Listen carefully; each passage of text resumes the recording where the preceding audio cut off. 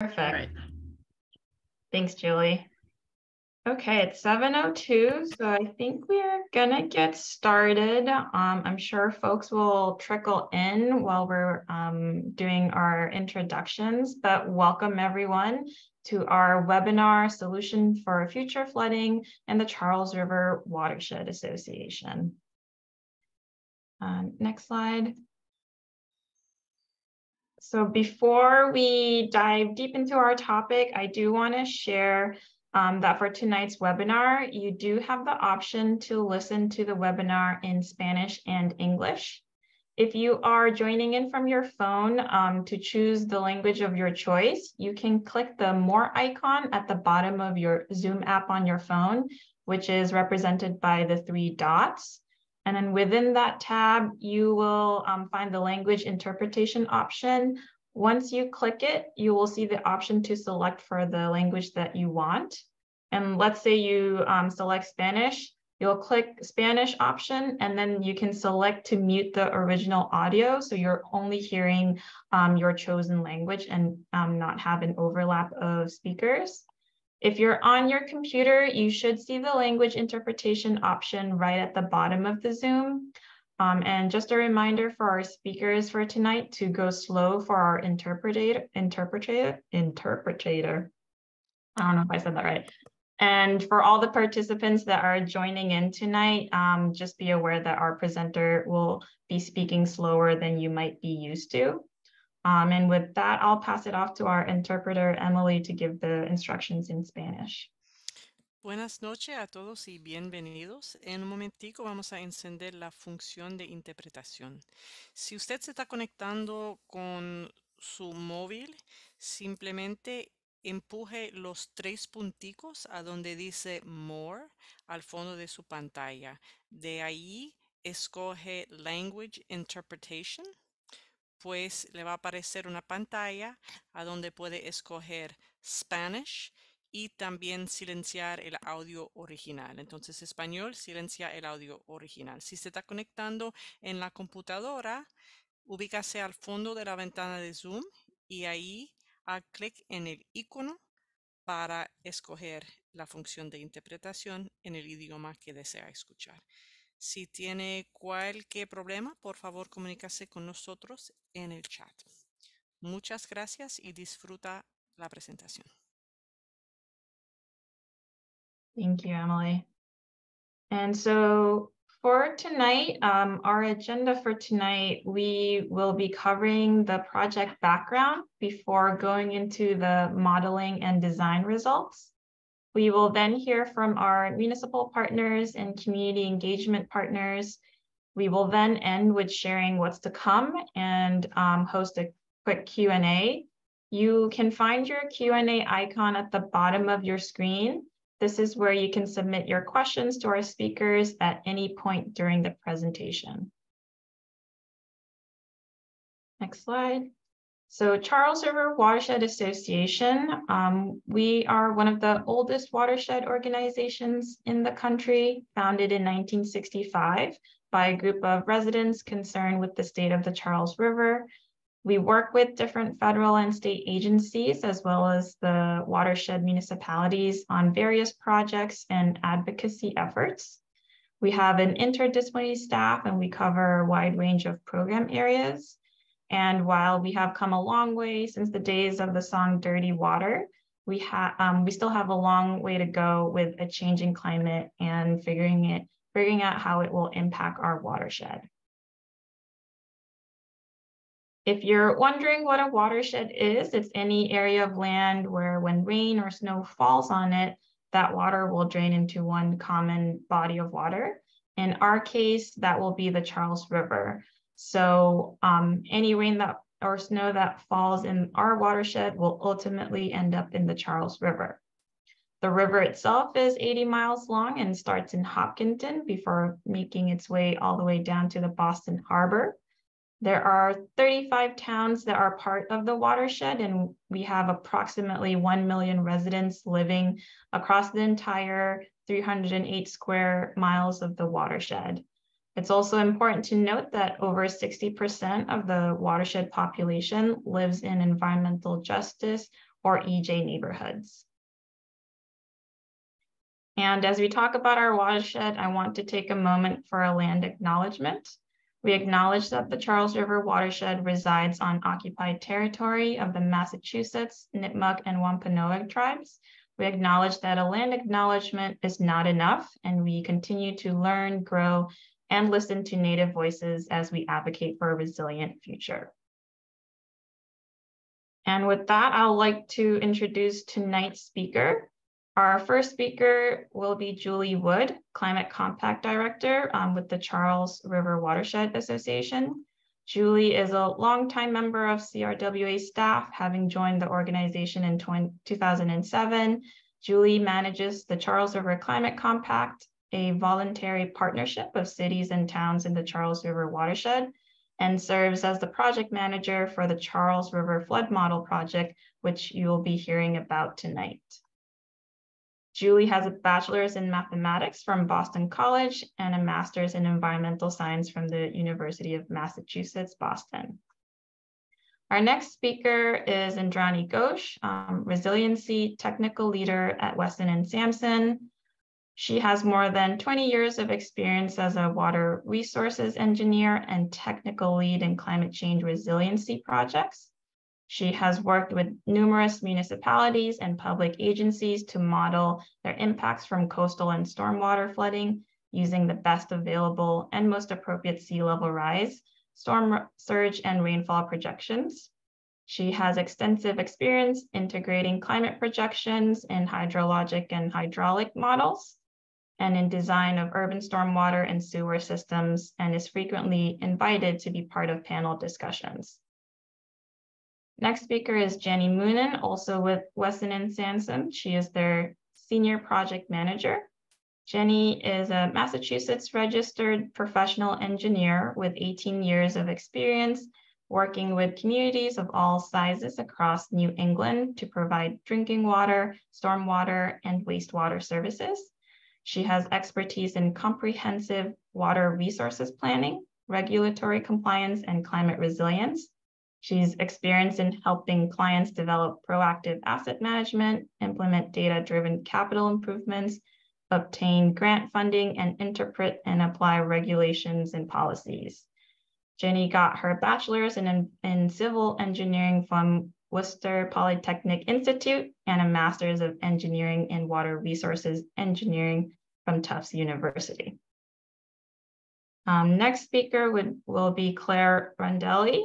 She currently serves as the conservation agent and open space planner for the town of Natick after spending 4 years in the conservation office of the city of Newton. She dedicates her time to educating the residents of Natick about wetlands, stormwater, invasive species, and all things environmental, and has greatly enjoyed being a municipal representative in the CRWA Climate Compact while working in both Newton and Natick. She has worked on several climate plans and projects in both communities and is a certified sustainability professional through the Institute of Sustainable Infrastructure and has her bachelor's in environmental science from Northeastern University. Our last speaker will be Lee Munier, Crew or Communities Responding to Extreme Weathers Project Coordinator. Lee has been volunteering with Crew since 2018, both as an organizer for their annual Climate Interface Summit and member of a local Crew chapter in Somerville. She's had the honor of serving her community in many capacities: public education, songwriting, community organization, and even ecological landscaping. She feels most joyful and in flow when she gets to be creative, curious, and connected to nature, and when she can support others in accessing these as well. With her team at Crew, Lee coordinates much of the community engagement work related to the Charles River Flood Model, bringing her expertise to engage people throughout the watershed authentically. And with that, I'll pass it off to Julie. All right, good evening. Thank you everyone for joining us on this rainy night. I will get right into our topic at hand this evening, which is flooding. Climate change is going to bring more flooding. Some of you on the call may have already experienced this. We certainly see it around the watershed. And the primary reason for this is because we are getting more extreme rain events, the kind of rain events that bring flooding. So while we may get approximately the same amount of rain in a year, the storms that bring that rain are getting larger. And larger storms means more flooding. This is a large problem and not an easy one to solve. So back in 2019, Charles River Watershed Association invited the 35 cities and towns that make up our watershed, Dira showed us the map, to join what we call the Charles River Climate Compact, a regional group to work together on climate adaptation. We invited the group to join, and then our first order of business was to essentially have a listening session to understand what are the primary concerns that city and town leaders, planners are worried about. Sorry, my dog, some background noise there. And one of the major issues was flooding. So after founding ourselves and coming up with a great mission statement, we got to work. And one of the very first things we did was to build the Charles River flood model. And this is what you'll hear us reference all throughout our presentations tonight. But the Charles River flood model is just a computer simulation of the watershed that allows us to run different rainfall scenarios and see where and when flooding will occur. It also lets us see how deep that flooding will be, what flooding looks like under intense events, less intense events, large events. And in this way, we can have a better understanding about what is coming from climate change. So we've our project team, which is all represented on the call. You can see all the cities and towns that have been involved. And we are excited that we actually just won an award for this work, a Stormy for the best stormwater idea in New England. Okay. So the project has been going on since mid-2020, mid to late 2020. So we've been at it for a while. Hopefully many of you on the call tonight have seen previous presentations.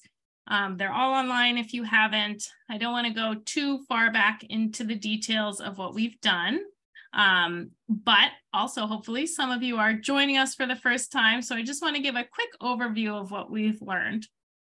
So we use the model to understand what will the impact of a 100-year storm, which means a large storm event, a rare, but they do occur, storm event, of 2070 look like. So this future storm event. 11 inches of rain, 2,600 acres that currently don't flood will experience flooding. And pretty sizable impacts to our critical facilities that we'll really rely on in those times, like hospitals, schools, highways. So the impacts are pretty severe. What we also do with our project and with our model is look at opportunities to address that flooding and make it less severe. In this project, we focus primarily on nature-based solutions. So these are solutions that use natural processes and natural systems to help us adapt to climate change. Things like green stormwater infrastructure, trees, wetlands, and open space.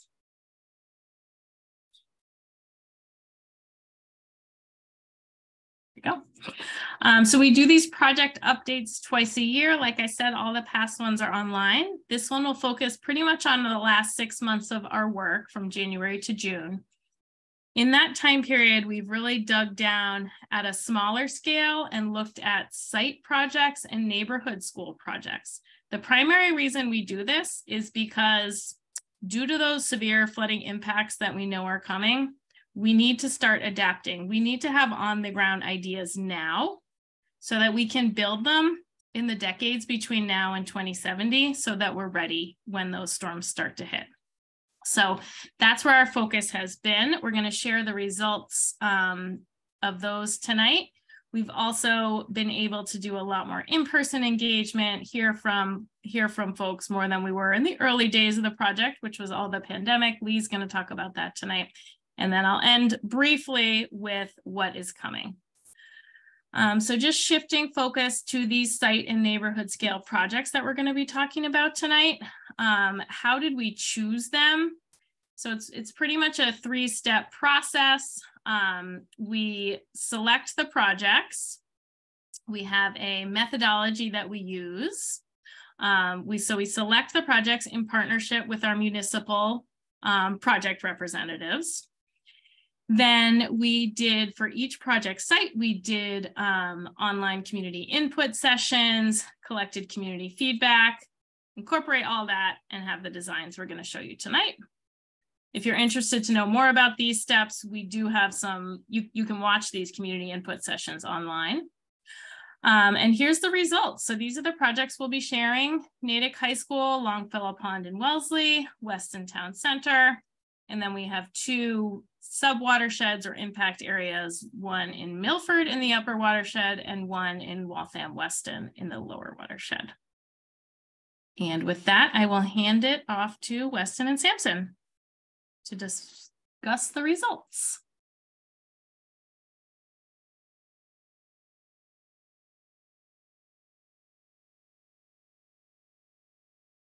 Oh, and Johnny, you're muted. Sorry about that. Thank you, Julie, for that introduction and for setting us up to discuss the different priority sites and the impact areas that we explored as part of this phase of the project to look at additional opportunities for flood mitigation in the watershed. We would like to let you all know that as we developed the concepts and approached the development of these stormwater mitigation options for the impact areas and the priority sites, we really looked at maximizing the potential of nature-based solutions and green stormwater infrastructure. To that effect, we looked at implementing levels that are beyond even the maximum extent practicable. However, we understand that not all of that is practical and can be implemented. So we received feedback from you all, as well as from the municipal staff, from the public, and that helped us hone in on the constraints and the limitations, and as well as updating those concepts with that feedback and input. And we were able to do that, and what we are presenting to you today are those updated concepts for the impact areas and the priority sites.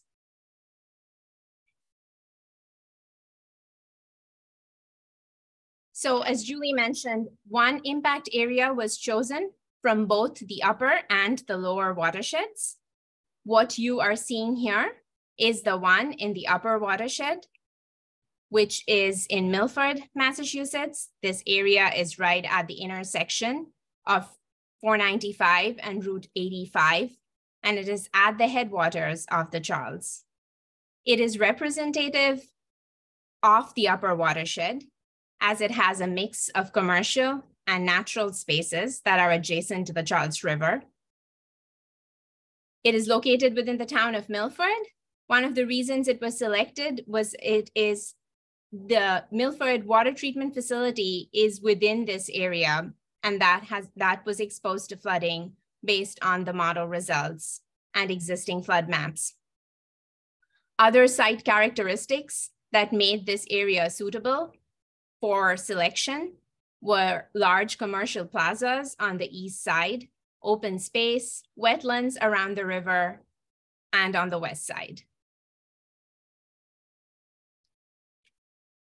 The next area that we looked at is in the lower watershed, and that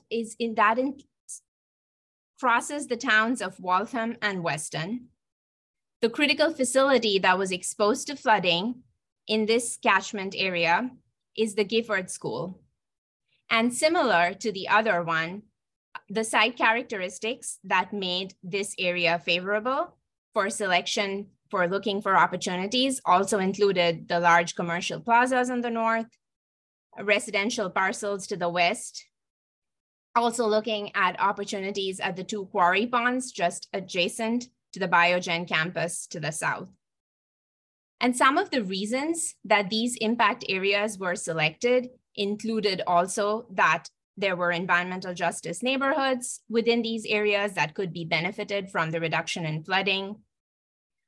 Also, the model showed that there was promise to reduce flooding in these areas by looking at green stormwater infrastructure and impervious area reduction, as well as there were critical facilities exposed to flooding that would benefit from these stormwater mitigation opportunities, and they crossed impacts across multiple communities.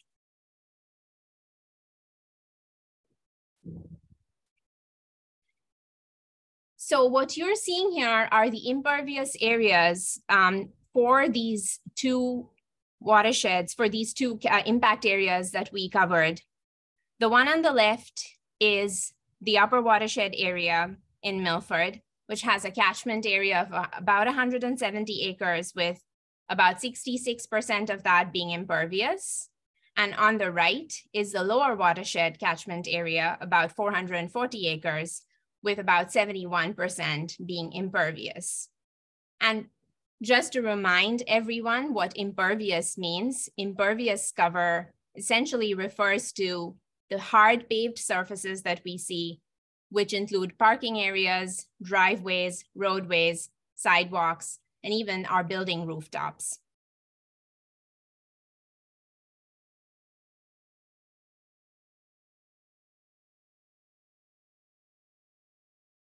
And both these catchment areas also, I would like to point out, were selected because they are already prone to flood risk, as you're seeing in these existing FEMA flood maps. The areas in blue correspond to the FEMA existing 100-year floodplain, and the areas in orange correspond to the existing FEMA 500-year floodplain. However, we know that the existing flood maps are not representative of the future necessarily. So if we look at how the flooding is likely to be exacerbated in the future, as Julie mentioned, these were modeled using the Charles River flood model.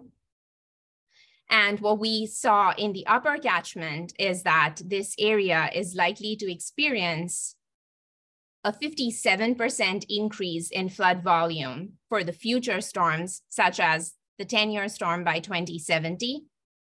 And the lower catchment area on the right is likely to experience about a 37% increase in flood volume for the future storm of 10-year by 2070. And the maps that you see here show the maximum depth of flooding that these areas could experience from these future storms.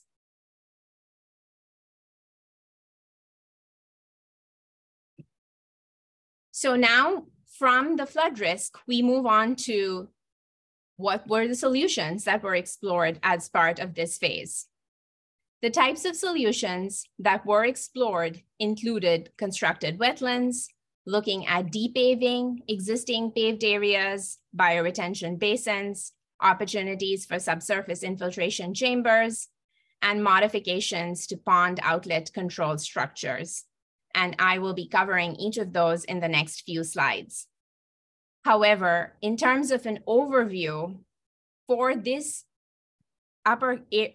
catchment area in the upper watershed, we found that there was approximately 9.5 acres were available where nature-based solutions or green stormwater infrastructure could be implemented.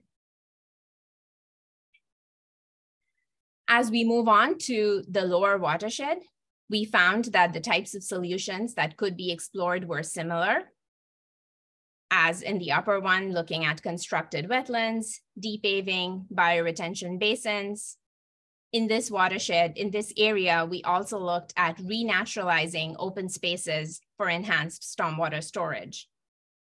And with these opportunities, collectively, we found that there was approximately more than 35 acres available in this catchment area where nature-based solutions and green stormwater infrastructure could be implemented.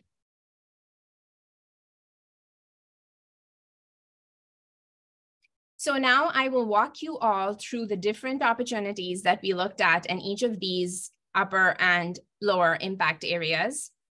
In this area of Milford, we looked at retrofitting existing spaces for stormwater storage while prioritizing protecting open land. So we looked at opportunities of bioretention basins and existing open spaces, also looking at subsurface infiltration chambers where we retain stormwater and reduce flooding. We also looked at increasing storage in some of the existing low-lying areas to the west of the river by constructed wetland, as well as stream restoration in some sections of the river and its tributaries.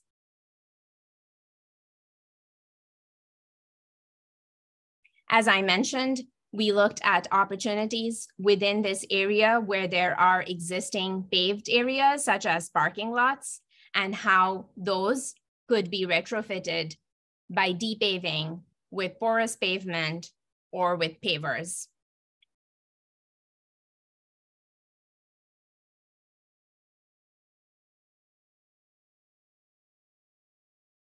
We also looked at the opportunity to increase stormwater storage by better controlling water levels in ponds and reservoirs, such that we drain the water level in in the ponds and reservoirs in advance of a storm, let the storm pass, and slowly release the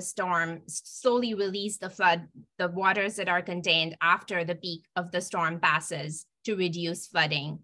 And these can be achieved by modifying the pond outlet control structure. And we looked at those opportunities at the Cedar Swamp Pond Dam, or the Milford Pond Dam, as it is called. With that, we move on to the opportunities that we explored in the lower watershed impact area. This had more impervious area, as you might remember. We explored opportunities to reduce these areas by considering parking lots with porous pavement and/or pavers. We also looked at increasing storage capacity of existing man-made retention ponds in this watershed, in this area, as well as looking at better managing those man-made retention ponds by modifying the outlet control structure to hold the waters during the peak of a storm and let it pass after the peak has receded. And similarly, we looked at opportunities to renaturalize existing open spaces by looking at plantings with native plants and trees to better increase habitat, ecological restoration, water quality, and providing stormwater flood reduction benefits.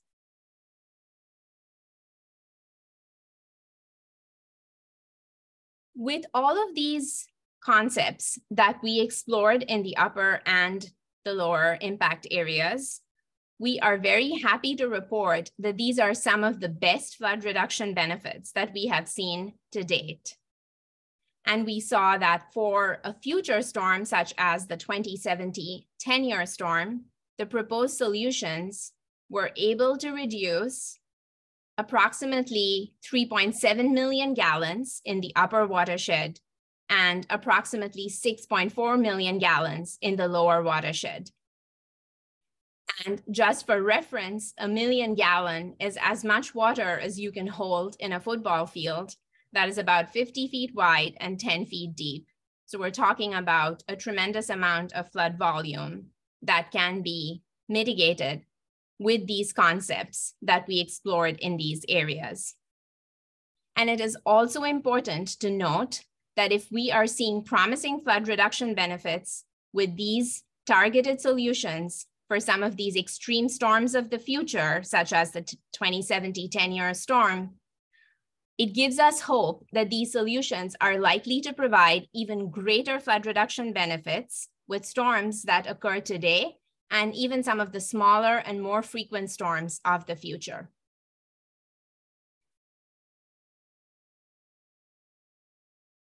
And with that, I'd like to mention some of the co-benefits of these opportunities that we explored in addition to flood reduction. These solutions have the benefit of improving water quality in our surface water bodies. They also provide a tremendous opportunity for education, outreach, as well as a STEM resource, provides a sense of placemaking and use of recreation for outdoor spaces. As I mentioned, it can mitigate some of the less frequent storms, but it also could mitigate the urban heat islands and the higher temperatures that some of these paved areas experience. And it provides vegetation and habitat restoration. However, some of the potential challenges that we need to consider as we move these concepts that we explored to further engineering, design, and implementation, these will require significant coordination among various landowners and municipality, coordination with drinking water suppliers. We would also need to look at the permitting feasibility of these concepts. And then we cannot forget that what we build will need to be maintained, and hence we would have to assess the maintenance capacity of the public and private entities where these solutions will be implemented. And with that, I will pass it on to my colleague, Jenny. Thank you so much, Indrani. One of the three priority sites is located at 21 Center Street in the town of Weston. This is a significant commercial area for the town and has the only supermarket in Weston. The parcel is bounded to the north by Boston Post Road and to the south by a vegetated wetland stream system, which has been modified historically by development over many years and the construction of Route 20.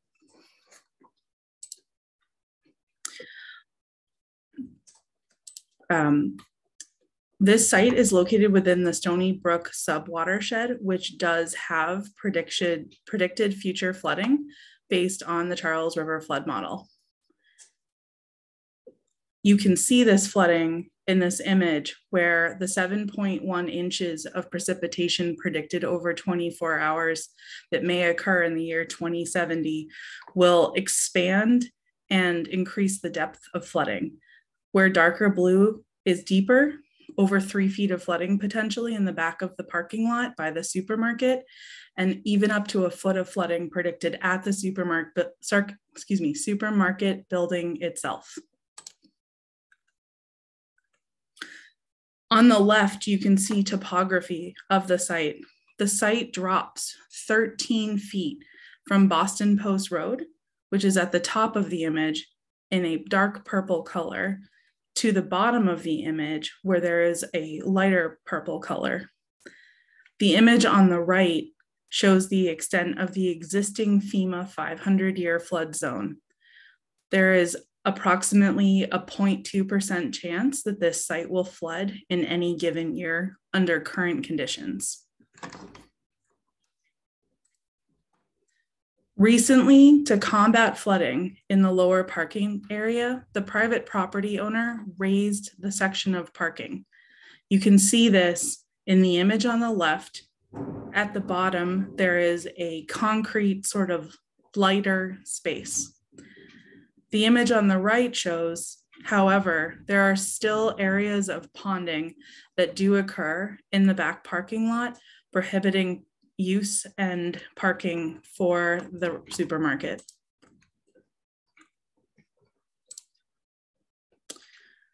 A number of solutions were evaluated for this site, and based on town and community feedback, maintaining parking at this critical location in Weston is to be prioritized. We also heard about the importance of the town's historic district.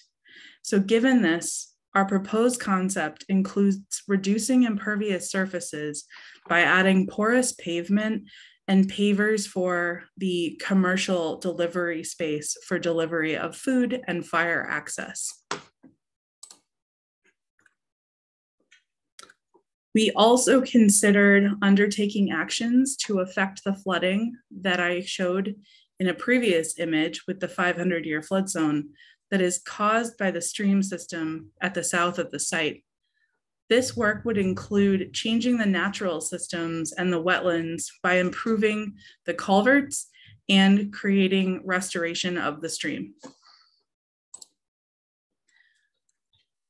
We utilized the Charles River flood model to evaluate the potential flood reduction benefit of this proposed concept and found that the concept is able to reduce 200,000 gallons of flood water and reduce the flow of flood water, that is the rate that the runoff comes across the surface, by 0.3 cubic feet per second.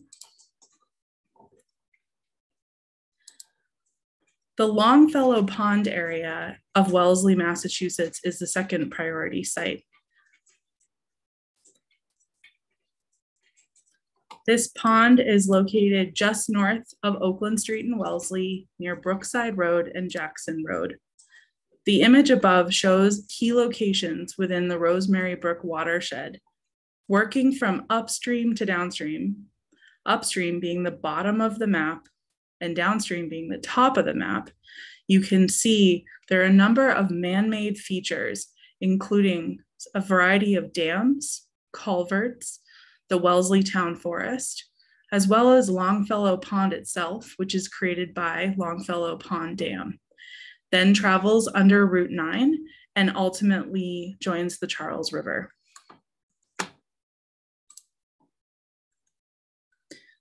There has been reported flooding in this watershed in Rosemary Brook presently along Oakland Street and Route 9, as well as in backyards and abutting houses.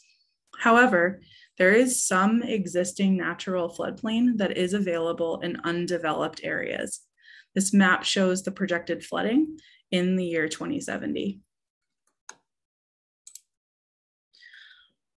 We developed extensive and iterative concepts for this site, including considering flood storage in town forest, alterations to the culverts, stormwater improvements for the developed area, as well as managing the dam by either removing it, replacing it, or modifying it to improve controls.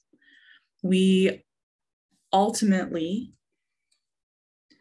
worked with the town and input from stakeholders and determined that a solution that makes sense is to modify the dam to keep the pond, preserve its aesthetic and recreational value to the community, but be able to drain it down in advance of storms with either stop logs or hydraulic gates or some kind of electronic controls that allow for real-time management. And these will help the community preserve such an important resource. We also looked at the parking lot for Longfellow Pond and were able to identify an area between the parking lot and Oakland Road that may provide an opportunity to add what's called a bioswale, and with plantings or with trees. We utilized the Charles River flood model to evaluate the potential flood reduction benefit of this proposed concept and found that it could reduce flooding by 40,000 gallons and reduce flows by 0.1 cubic feet per second.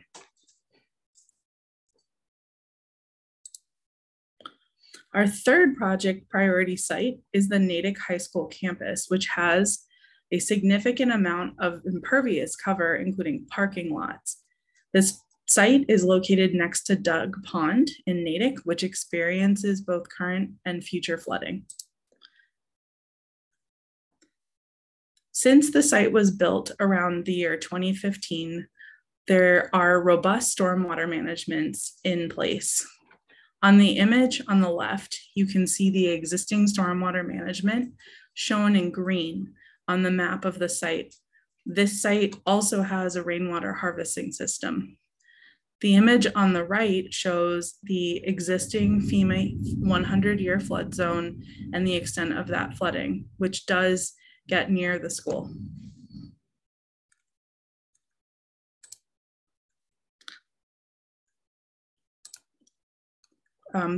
This image shows the predicted extent of flooding in the Dug Pond sub-watershed. And if you zoom in on the next slide, you can see it closer, where the future flooding projected in the year 2070 under the 10-year 24-hour storm is predicted to increase in depth and extent. Because the site is so robust in its current stormwater management, our concepts include adding a renaturalized space, which is shown in orange on the map on the left, and that could be in the form of a constructed wetland or additional floodable space. And that would help flooding in the area of the pond, as well as to the drainage system that enters that pond. Another concept includes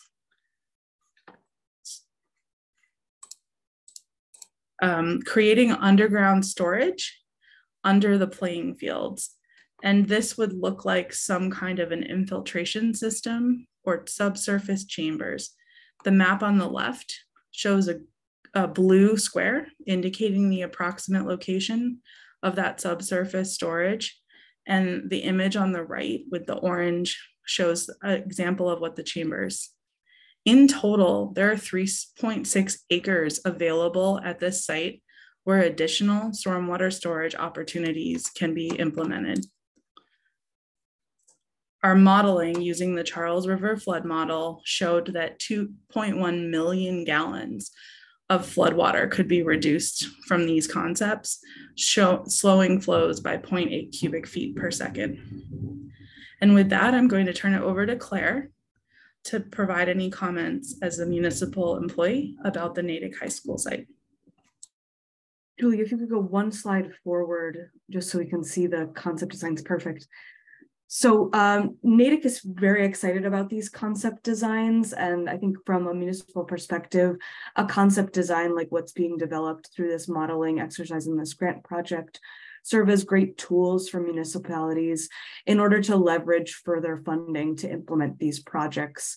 As many of you on the call may know, municipalities are often limited in the number of stormwater or flood mitigation capital improvement projects that we can fund each year. And so grant funding sources like the Municipal Vulnerability Preparedness Program or the other grants available through Mass DEP for water quality can help communities implement more of these projects on an annual basis.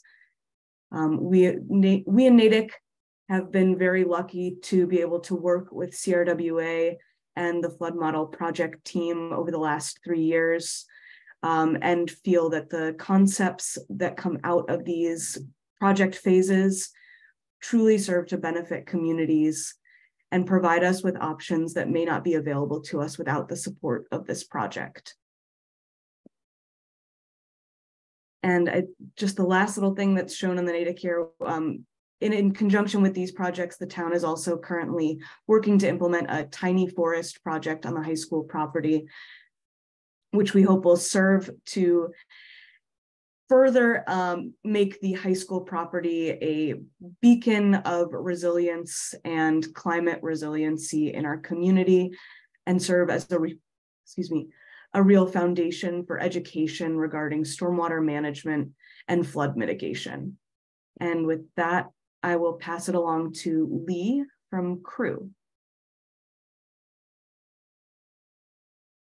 Thank you, Claire. Can everybody hear me okay? Okay. Part of the reason I ask that is because right now, as you all know, there's a big storm happening outside. So I just maybe want to, before I begin speaking, want to just acknowledge that we're living right now in an extreme weather moment, right? We have some intense storms. Send out compassion to everyone who's stuck outside while we get to be here indoors in our comfortable spaces, receiving the insights of the team here. So, and again, just a reminder, right, that this is why we're here together tonight. This is why Crew is involved in this project and really interested in connecting with people in this moment, right? Is like, how are we, when these kinds of events occur, how are we holding each other, caring for each other, and preparing for these kinds of events? So yeah, I just want to say welcome to you all, and just grateful for you to be here with us in this moment. Yeah, starting in this first slide here, I can talk a little bit about Crew's overarching involvement in the project. So pretty consistently, Crew has been engaged, I'd say primarily in three kinds of ways. One is just raising awareness, generally speaking, about the Charles River Flood Model Project, right? The mapping itself, what are the implications and impacts of flooding in communities that the model shows. Another key piece of Crew's involvement in this work is around education. And that's education in connection with the nature-based solutions projects that you've heard several speakers tonight talk about. And that goes beyond just going to specific communities to tell people, hey, there's a project that is happening here. Do you know about it? But also to think about the educational components related to science, right? A lot of people may not understand the terminology or the concepts that are a large part of these nature-based projects. So Crew sees a great responsibility of ours to, as part of that education, reach people in ways that aren't just simply naming the project, right? How can we help people understand the terms, the concepts themselves? What is a tree canopy? What is a bioretention basin? And that ultimately can be a way into conversation for people.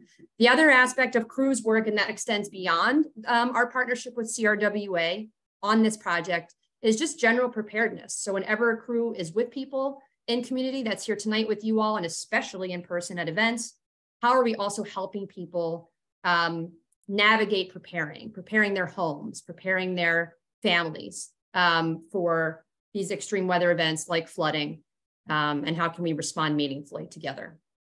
Next slide. So I just very briefly, who is Crew? Crew stands for Communities Responding to Extreme Weather. So not such a clever name, it's exactly what we do. And I just want to, again, just what our work is mainly focuses on a network of people. We have a small but mighty staff. A lot of our work, again, is really around building those relationships and building those networks so that people in community can feel empowered to reach out to those leaders, the people that they trust the most, because it's the local leaders, right, who have the most intimate connections to the communities that they want to serve. So that's who we are really focused on a lot of the time, is connecting with the local leaders who are in direct service to their community members. Next slide.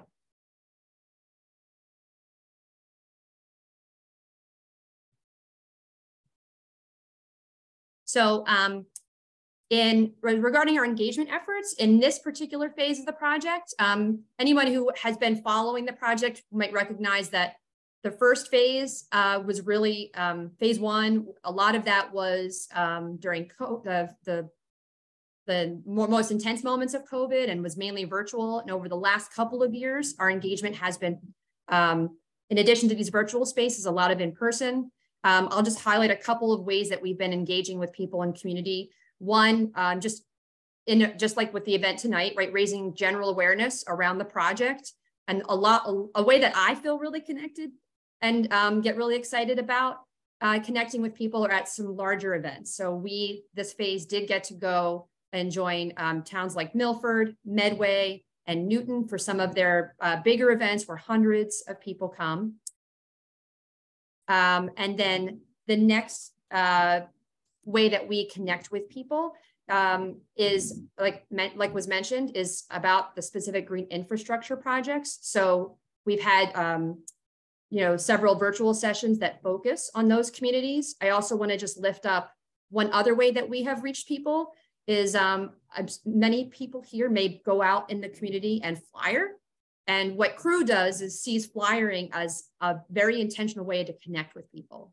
So in addition to, say, putting flyers on poles, what we would do is when we went to Natick, to Wellesley, we also went into shops, to barber shops, to the library, and talked directly with people while we were there and hanging up flyers. So even if people can't come to this event, right, to the virtual space, people are still learning about the project, and we can engage people in those moments when we're with them in person.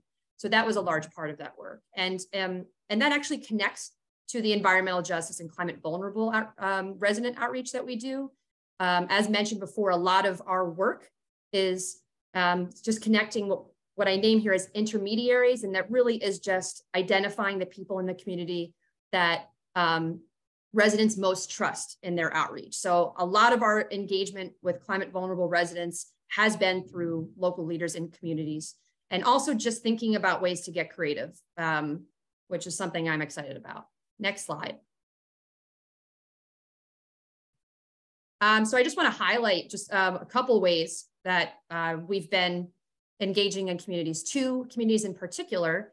One is Newton, which we have been in the last couple of years. Newton does have a nature-based solution project.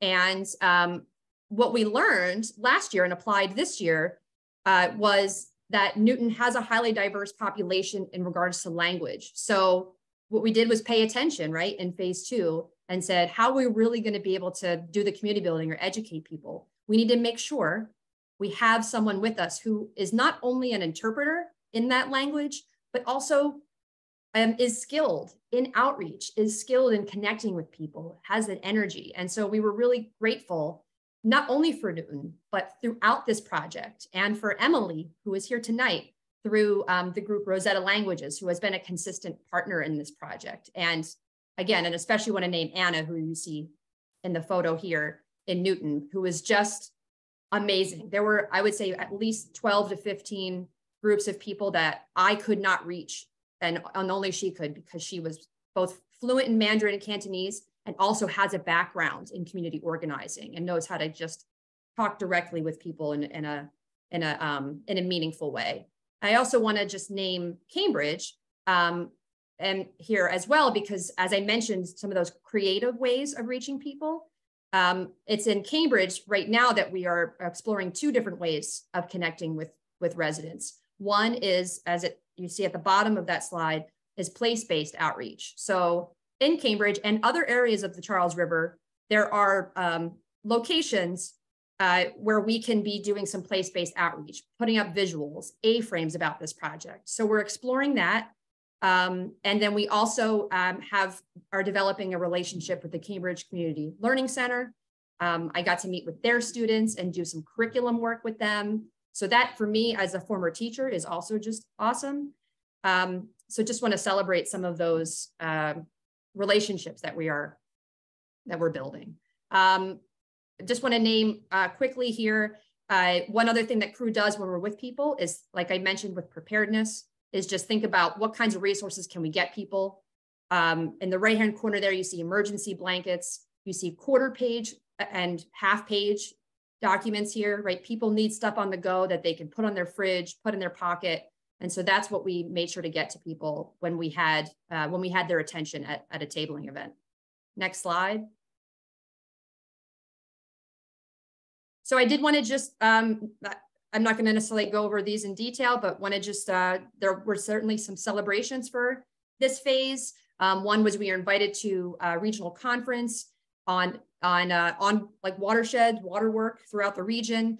And that was really inspiring and important. The reason I want to lift that up here before moving on to the next slide is because often we don't know what we don't know. So going to spaces where other people in other regions are dealing with the same issues and hearing from them on the solutions they're pursuing, the challenges, the creative ways they're engaging with people is really powerful. So I was just really grateful for that opportunity, and there was a lot to learn.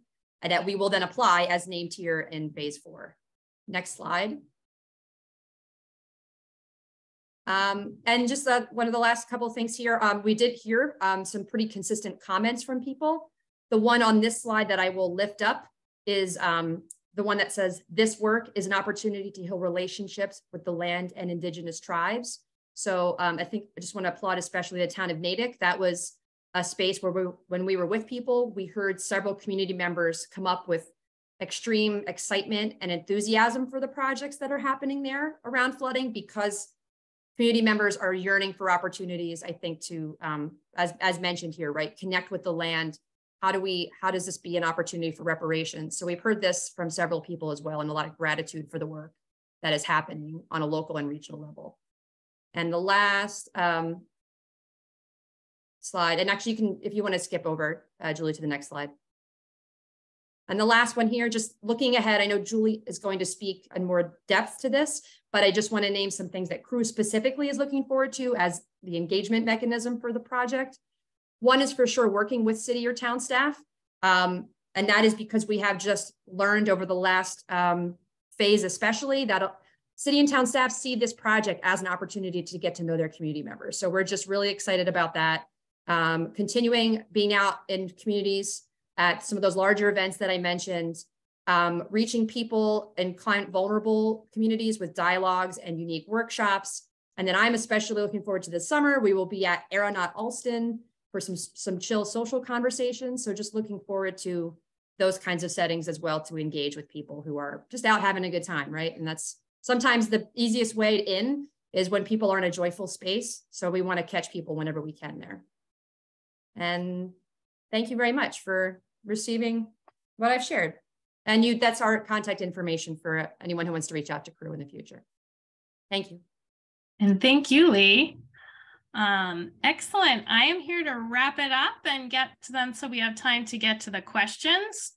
Hopefully you guys all got a chance to see what an awesome team I get to work with on this. So can be challenging work, but the team makes it easy.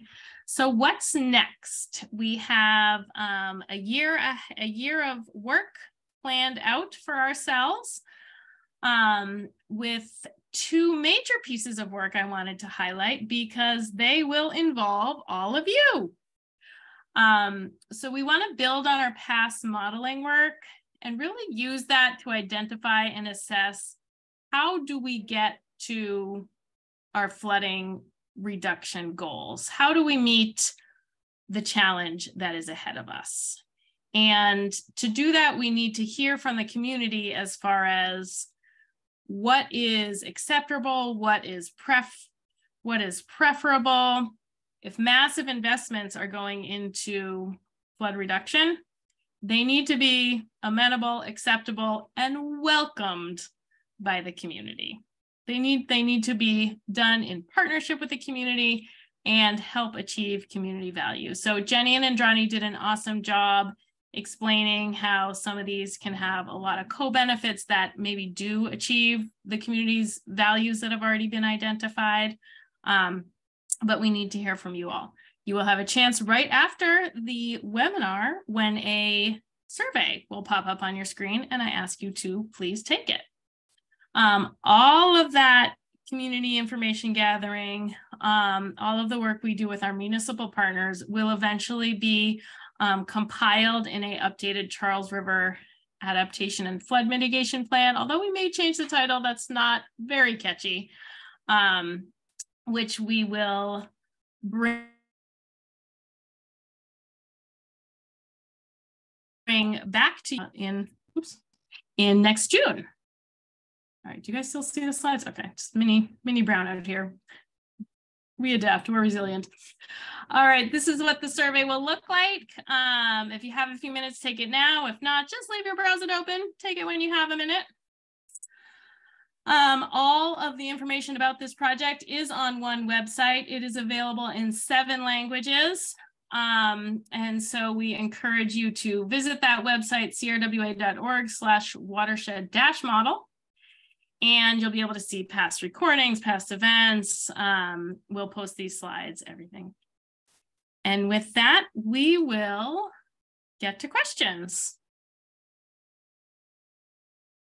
Great. Thank you so much to all of our speakers, and thank you to everyone who have already submitted their questions in the Q&A. If you're not aware, some of those questions have already been answered via text, like on the Q&A, so you can just look at some of the answers that our speakers have already typed in. I see a couple more that are coming in, so I'm just gonna read the questions out loud, and speakers, whoever is comfortable in answering some of that, feel free to unmute. So one of the questions from our attendee is, while a lot of water, it would be nice when we can see what the benefits are that can justify what will be significant upfront and the O&M, or operations and maintenance costs.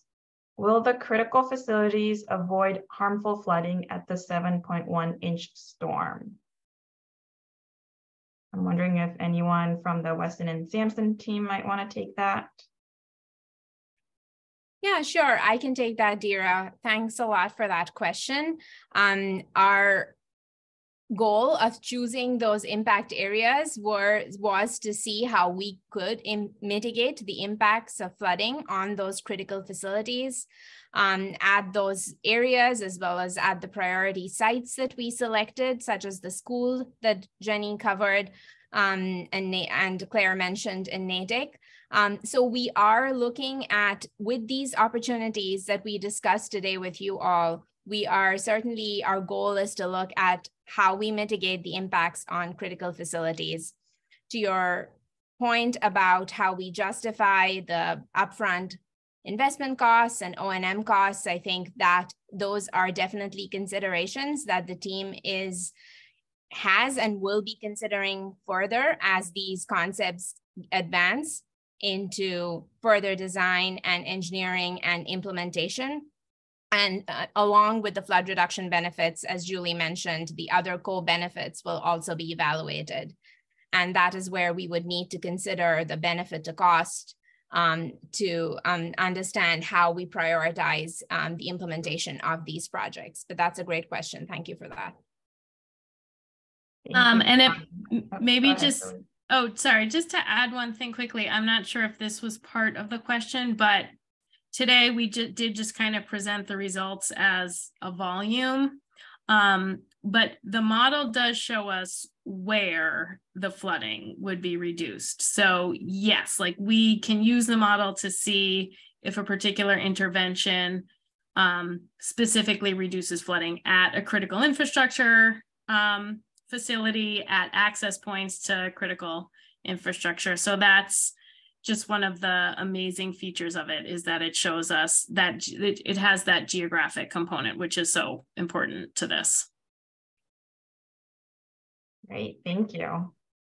The next question from the participant is, this is a challenging issue, and I'm assuming addressing climate change and building, climate adaptation systems.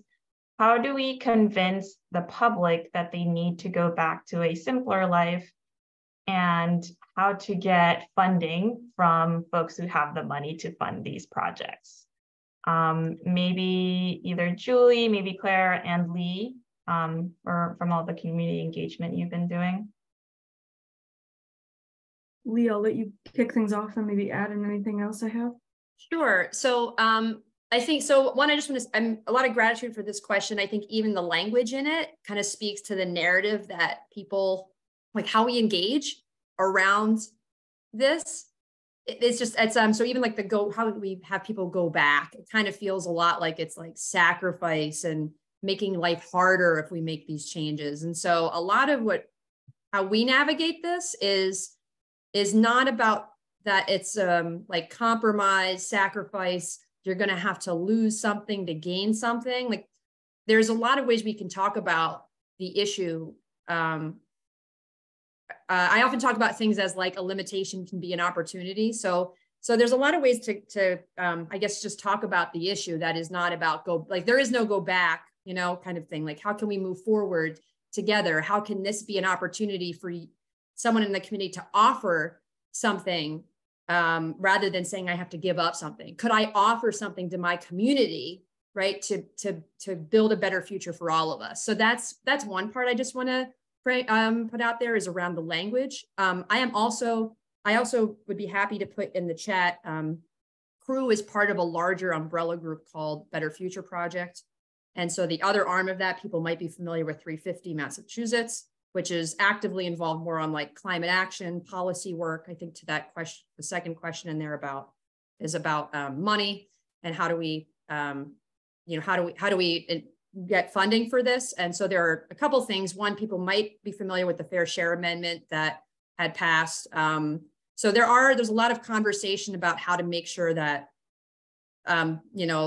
those of us who are not being taxed to the amount that they need to be taxed and paying into the community to address the needs, that there's more accountability in that sense. So I encourage you to look up the Fair Share Amendment.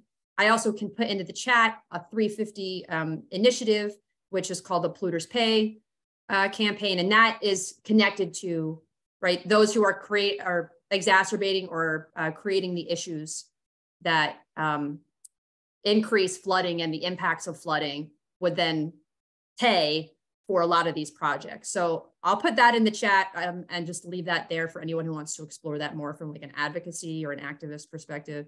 And then, yeah, Claire, if you have other things you want to add on too. Yeah, I also think that, the development that we have in our communities is there are very few parcels that are going to truly be reverted back to an entirely natural standpoint. So I think that this project presents a really great opportunity to look at the way that modern technology can make the areas we have available to us, they're sort of most resilient and the most capable of handling the changes we're going to see in climate change. Things like the Caltech chambers that we were shown as a potential solution for underneath athletic fields in Natick are sort of a wonder of modern technology. For a fairly low cost, we can provide this sort of solution that is accessible not only to individual homeowners, but large scale commercial enterprises to really improve the resiliency on their parcels. So I think that there are a lot of really great options at a variety of cost points. So that way that these types of solutions can be accessible to folks at all income levels. Great, thank you. Julie, did you have anything to add? Or I can move on to the next question. Yeah, no, those were great answers. I think we can go on. Okay, I see a specific question about the Longfellow Pond in terms of timing, but maybe if the Weston and Sampson folks can speak a little bit about timeline for various different projects and maybe what the expectations are in terms of what the permitting process might look like and construction phases and when it would actually be the project would actually start. Yeah, I can start and Jenny can fill in here. The concepts, again, that we explored and discussed today and presented to you all today are really preliminary planning level concepts that we started to explore as part of this project. And through this project, we received, as I mentioned, the input from the community members and the public to refine and better hone in on the concepts. However, as we start putting these concepts into advancing the design of those to engineering feasibility, looking at the permitting aspects of these different solutions that we've explored, those are certainly next steps. Those will not necessarily be all explored as part of this phase of the project, but we expect that these initial ideas and concepts that we are exploring that are showing promise will further be championed by the individual communities along with the Charles River Watershed organization's partnership and collaboration, and that these will then be able to further advance and be implemented. Jenny, would you like to add more? Just to answer the question about permitting and timelines, this is a many-year project. Be extensive and require a local conservation commission, Chapter 91 license, water quality certifications, going through the Massachusetts Environmental Policy Act process, likely Army Corps, and potentially Historical Commission, as well as species review. So significant permitting level and a good amount of time to get to the project being constructible.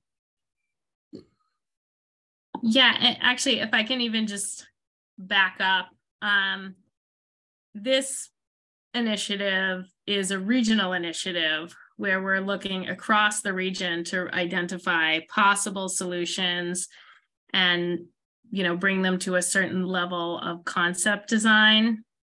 And through that process, we get to see what is possible and understand the potential benefit through this tool we have of the flood model. But then to really advance it, I would say the two main things to get it, you know, if we're at maybe the first step of a 20-step staircase, if we're on step number 1 right now, the two main things we need to even start moving up the staircase are community support and community partners, and money. And so we have done some of these concept level project designs in the past. And what we're doing now with those is engaging with the residents, you know, understanding who, you know, who really wants to help us push this, who has maybe different ideas of ways to kind of implement these kind of things. And then also look for funding. So we have one project that we didn't talk about today, but it was identified as part of this project in also in Waltham at the Hardy Pond. And we are hoping to secure an earmark in the state budget to just, you know, again, maybe just get us from step 1 to step 2, do a little bit more of design, get a little bit more into the details, a little bit more engineering, to just further explore that. But that funding will just get us, you know, those steps. So it is a staircase, but funding and community support are very critical. Great, thank you, everyone. So I see that we're about to hit our 8:15 mark. And I don't see any other questions in the Q&A. So I guess we can start closing out our webinar. I'd like to thank all of our participants for registering and attending the webinar tonight. Again, if you have time, please fill out the survey. I think the link went into the chat box, and I think there will be one popping up on your screen right after we close out this webinar. I'd also like to thank all of our speakers and panels, all our community partners who are really, you know, the essence of this team and making this project happening. And I guess with that, we can close out. Julie, do you have any final words as from CRWA's end? Well, thanks, Dira. Thank you for being our wonderful moderator. And then just thank to my fellow panelists, and thank you all for joining. Have a good night, everyone. Yes, have a good night.